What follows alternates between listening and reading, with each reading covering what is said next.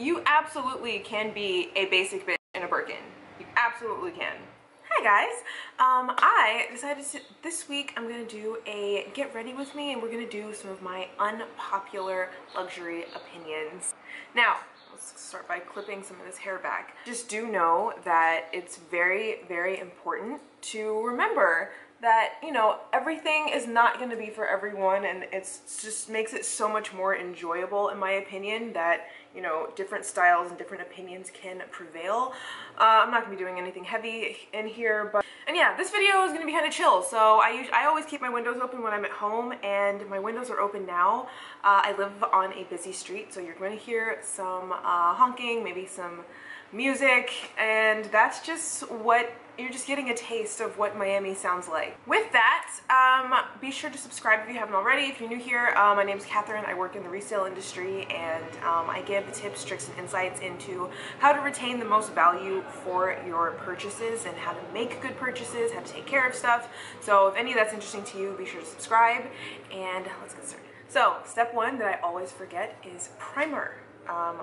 It's in the name. You'd think that it wouldn't be so hard, but I can't tell you how often, like, I'm just trying to get the makeup over with and forget to do the primer part. So first unpopular opinion.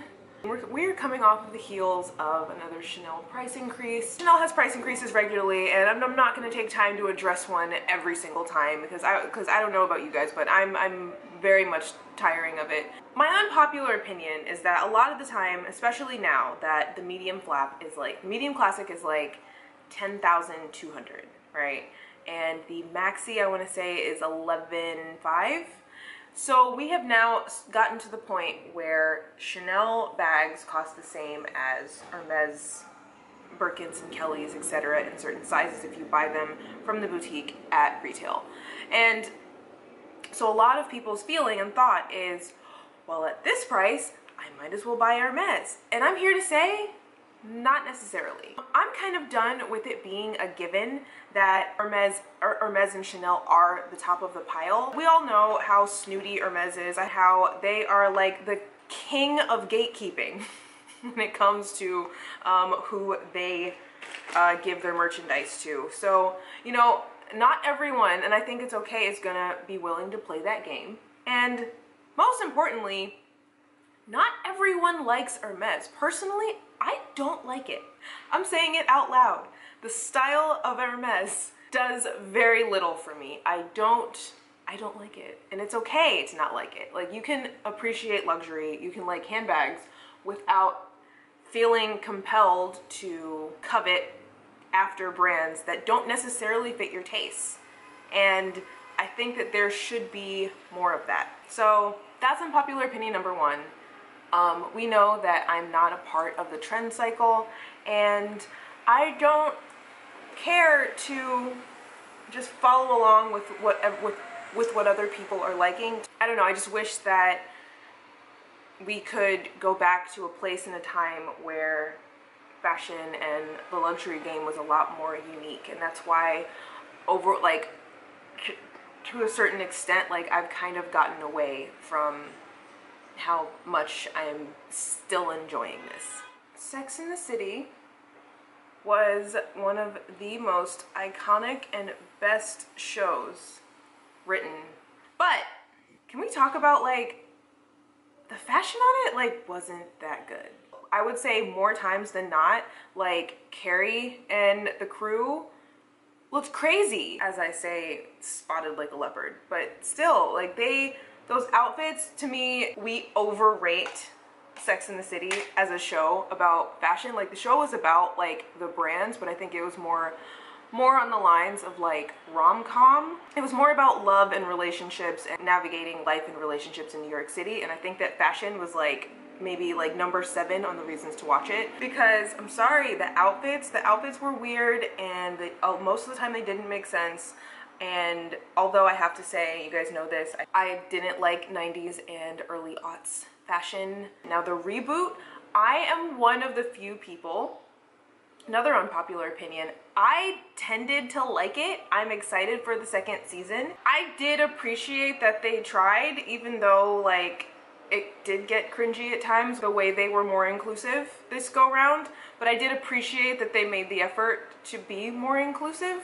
I will say that growing up watching that, even watching it, like rewatching it through adulthood, it just was very, very weird to me that there were no, everyone was white, everyone?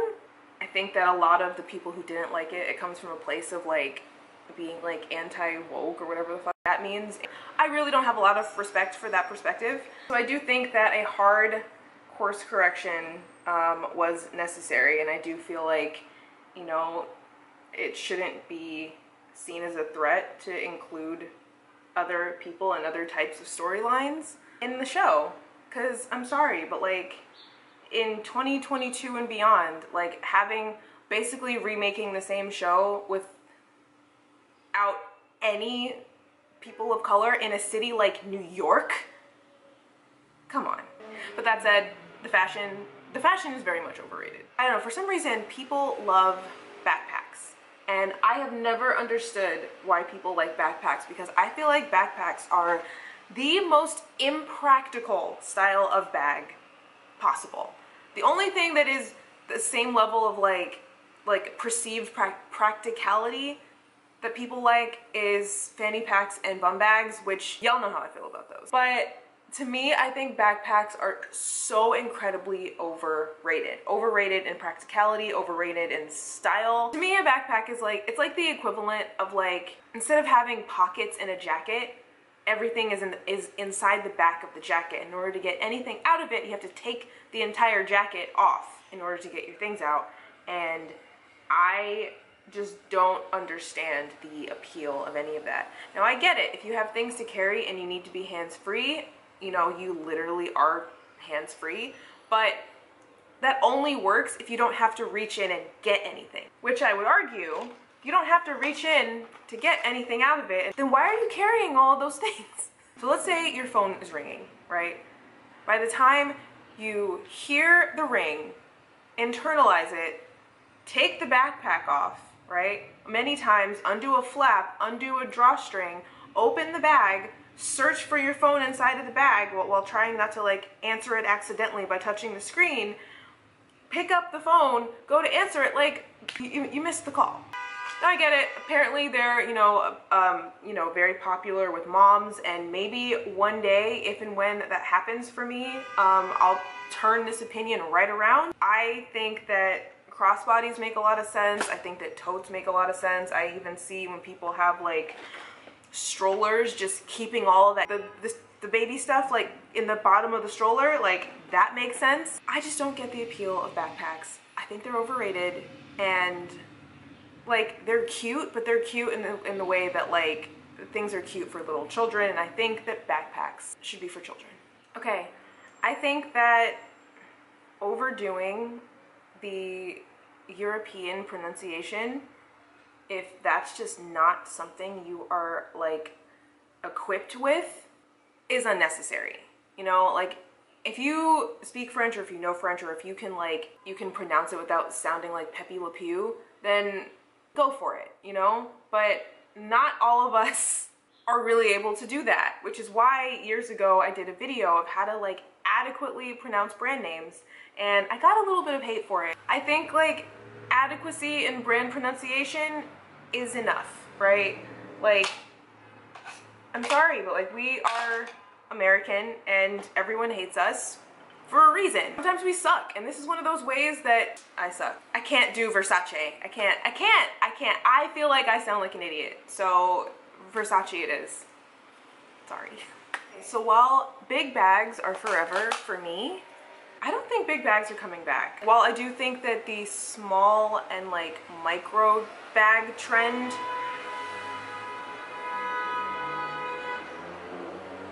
is a thing that will go away, I just don't think that the size of bags is something that's really going to fluctuate with time and style. They can put whatever size bag they want on the runway. When it comes to what people actually purchase and what actually is popular, big bags I just don't see coming back as like a fashion trend, especially for the masses. and by the masses, I mean people who engage in luxury, not like everyone. I think that practicality wins over everything, and I don't think enough people, that doesn't include myself, obviously, I don't think enough people are going to go back into big bags. Technology has made it so that one object, being the cell phone, does a lot more than they used to in, like, I don't know, 2006, when you know, people were carrying giant hobo bags. And I think the days of big bags, unless it's for travel, are over. Now, do I care about that? No. I carry a laptop, but the day when I no longer, for whatever reason, am carrying a laptop, I don't think I'm gonna be carrying a big, huge, empty bag, you know? And that's to say that bag sizes should not be a part of the trend cycle. Bag shapes, sure. Lines, structure, colors, fine. But sizes, relax. Okay, so apparently there is like a discussion going around about whether or not it is ethical or okay for people who create content, especially in this space, to create the content around getting the item and then do the review of the item and then like end up returning it or whatever.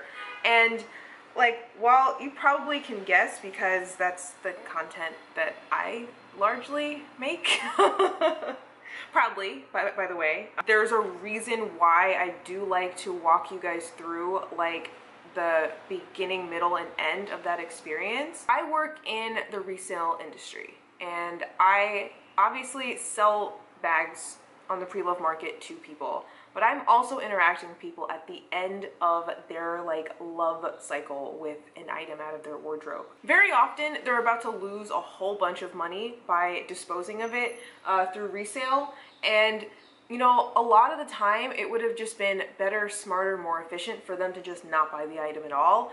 And for me, I like to use my content to sort of get ahead of that.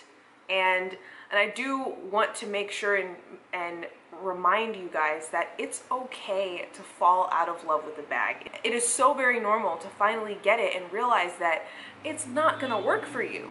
And to say that making content about an item and then returning it is shady, like, I'm hard pressed to believe that people who do YouTube videos are actually out here buying like the $2,000, $3,000, $4,000, $5,000, $6,000, $11,000 handbags just to get some video views. I know how much money I make doing this, and it is not enough to sustain that. Not to say that it's impossible, but what I do think completely genuinely does happen is that you fall out of love with something, or it doesn't meet your expectations, or whatever. You end up selling it for whatever reason. Whether or not an item works out for another person isn't necessarily going to have bearings on whether or not it works out for you. Now, I've said a million times that I love structured bags. I need my bags to fit a laptop, and I could buy or sell or, you know, trash talk a bag because it doesn't suit my needs. But you watching this, undoubtedly, you're not me. I've talked at length about how I need bags to have back pockets. And like, if you probably don't give a shit about a bag having a back pocket. It's just really hard for me to understand like that people don't understand that when they are consuming this content. I mean, I guess maybe I come into content creation from modeling, you know? And so I realize that what you see on camera isn't necessarily 100% real. And in my opinion, like, it shouldn't really matter if the actual person showing you the item like rode off into the sunset with it and lived in happily wedded bliss for the rest of time. Like, it matters how it would work for you. And I think that it's important for more people to consume this type of content thinking of themselves first and not of other people and how well it worked for them. Basically, anything that you're taking a review on from another person, like, that should be a data point, not a decision point necessarily. You know, like, I suggest things to people all the time. That's what I do for a living. Every day of the week, I am suggesting an item to a person that I would not buy. People ask me which Birkin should I buy, and the person who doesn't like Hermes, I'm able to guide them and help them through that decision. I get a mini Kelly or a 25 Birkin, and those are two bags that I don't like.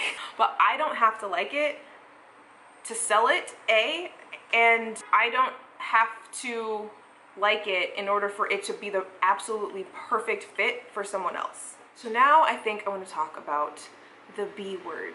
Not that B word, the other B word. Basic! The word basic and how it's used. I have thoughts and opinions about it that are somewhat contradictory. I probably don't have to educate you guys on what that word means colloquially in 2023 and beyond. But basically what I've come to understand it as is something that is just ubiquitous, to the point where it's like no longer special. And the part about it that I don't like is when people refer to things as basic, I think that they are generally less so talking about the item in question. For example, people say that the Louis Vuitton Neverfull is a basic bag. What instead they're talking about is like the people who use them, wear them, and covet them. And I have a problem with that.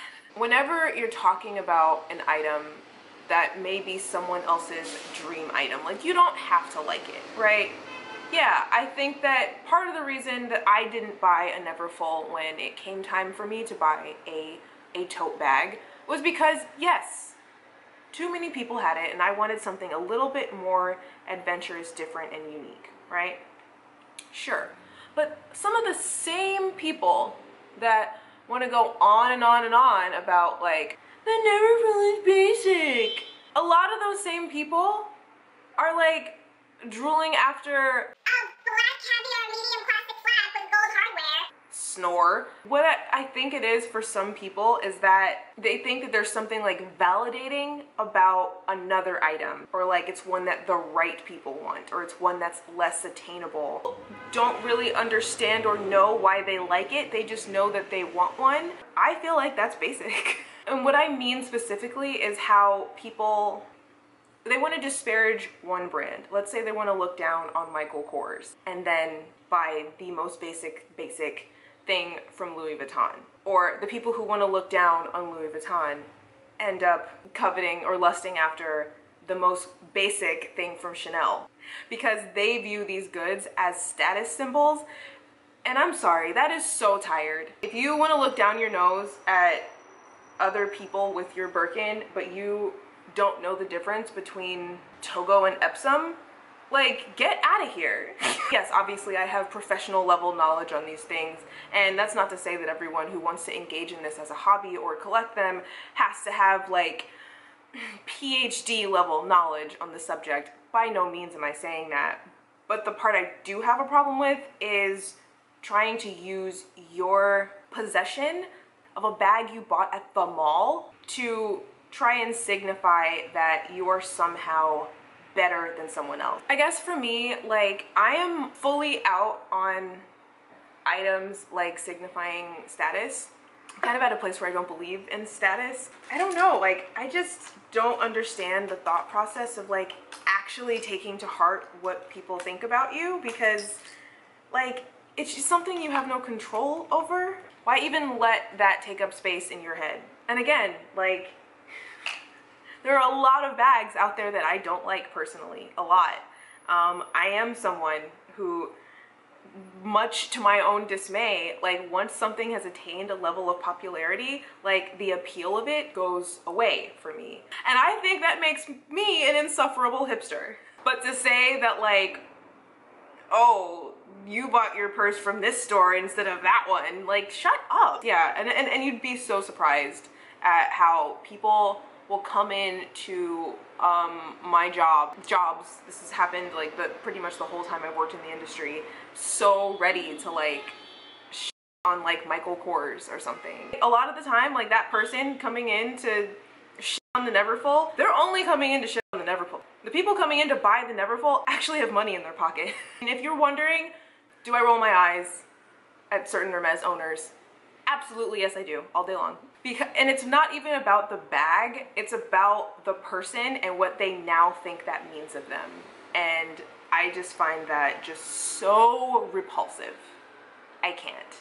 Now, yes, of course, you know, that's not to say every Hermes person or every person who wants to play that game is one of those people that we don't like, because that's not true. I don't like making sweeping statements about, you know, broad categories of people, but, you know, it's just that there are those that just think they are just the shit now that they have a Chanel. If you think you're gonna be the shit once you get your Chanel bag, you'll never be the shit. So it seems that I am just not destined to film videos in this type of format. When I last left you guys, I heard a car accident happen outside of my window, like directly outside of my window, and then my battery died. So